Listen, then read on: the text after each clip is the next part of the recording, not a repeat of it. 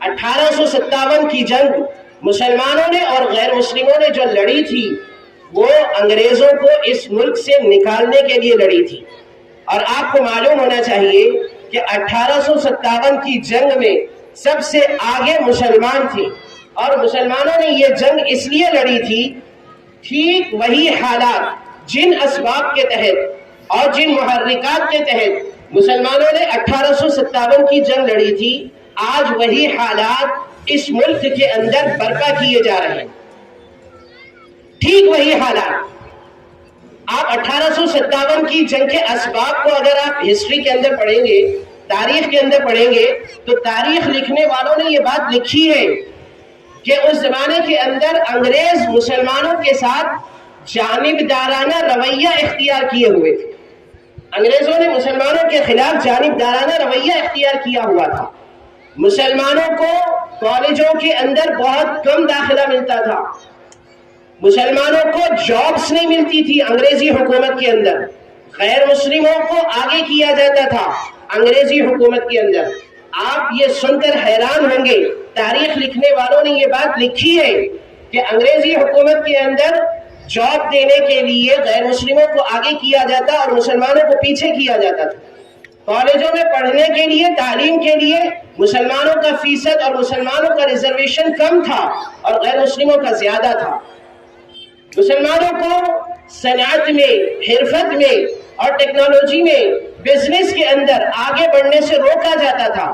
انگریزوں کو یہ بات کھلتی تھی کہ کوئی مسلمان آگے بڑھ جائے، اس لیے کہ انگریزوں کو یہ بات معلوم تھی. ان لوگوں نے مسلمانوں سے ہی حکومت چھینی تھی اس ملک کے اندر، اور انگریزوں کو یہ بات معلوم تھی کہ اگر ہم مسلمانوں کو آگے بڑھائیں گے تو مسلمان اس ملک سے ہمارا صفایا کر دیں گے. اس لیے مسلمانوں کو پیچھے کیا جاتا تھا. مسلمانوں کو سب سے پہلے انہوں نے غلام بنایا اور مسلمانوں کو اپنی غلامی کا احساس ہوا. آج آپ دیکھو، ٹھیک وہی حالات جو 1857 سے پہلے تھے، آج وہی حالات اس ملک کے اندر برپا کیے جا رہے ہیں. مسلمانوں کو تعلیمی ریزرویشن کم کر دیا گیا. جاب میں مسلمانوں کا ریزرویشن کم ہے. مسلمانوں کو ترقی کرنے نہیں دیا جاتا. مسلمانوں کو بزنس کے اندر آگے بڑھنے نہیں دیا جاتا. اور مسلمانوں کے بزنس کو ٹھپ کرنے کے لیے اور مسلمانوں کے بزنس کو ختم کرنے کے لیے آج کی جو حکومت جو سازشیں کر رہی ہے اور جو اسکیمیں لے کر آ رہی ہے، آپ اس کا اندازہ کیجئے.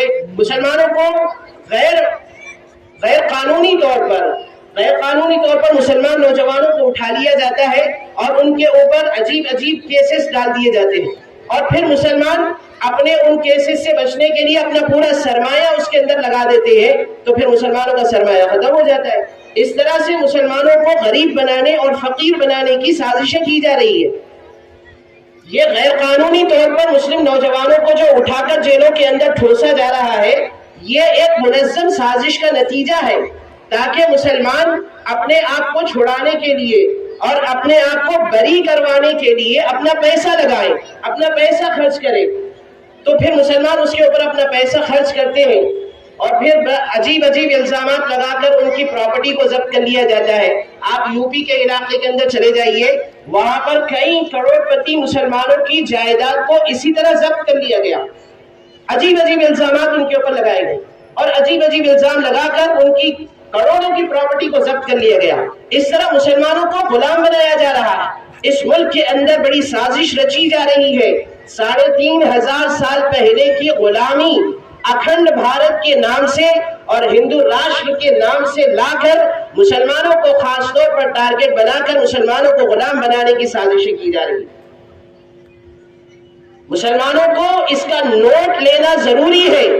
آج ہم نیند کے اندر ہیں، آج ہم سو رہے ہیں، ہمارے حالات کتنے بگڑ چکے ہیں اور ہم کہاں تک نیچے جا چکے ہیں، ہم کو اس کا اندازہ نہیں ہے. آج ہم کو حالات کا نوٹ لینا ضروری ہے. ایک باشعور شہری بن کر اس ملک کے اندر ہم زندگی گزارے، حالات کو سمجھیں کہ حالات کیا ہے، حالات کس بات کا بتا دے رہے ہیں. آج سے پہلے 1857 کے حالات کو اگر آپ دیکھیں گے تو اس زمانے کے اندر مسلمانوں کے اندر تعلیم اتنی بھی نہیں تھی جتنی آج ہے. آج الحمدللہ ہمارے پاس تعلیم ہے، ہمارے نوجوان تعلیم حاصل کر رہے ہیں، بلکہ اور زیادہ تعلیم حاصل کرنے کی ضرورت ہے.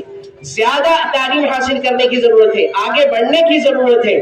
سب سے زیادہ میں آپ کو بتاتا ہوں کہ خاص طور پر صنعت اور حرفت کے اندر، ٹیکنالوجی کے اندر اور ووکیشنل کورسوں کے اندر ہمارے نوجوانوں کو آگے بڑھنے کی ضرورت ہے، اس لیے کہ اگر مسلمان اعلیٰ تعلیم یافتہ ہوں گے تو وہ اپنا لوہا منوا سکتے ہیں، اور اگر اعلیٰ تعلیم یافتہ نہیں ہوں گے، صرف گریجویشن کریں گے اور وہیں تک اپنی تعلیم کو محدود کر دیں گے، تو پھر مسلمانوں کو اس ملک کے اندر ریزرویشن ملنے والا نہیں ہے۔ اس لیے مسلمانوں کو سمجھنے کی ضرورت ہے اور اپنے آپ کو خواب غفلت سے بیدار کر کے اس امت کے اپنا شہری بنانے کی ضرورت ہے۔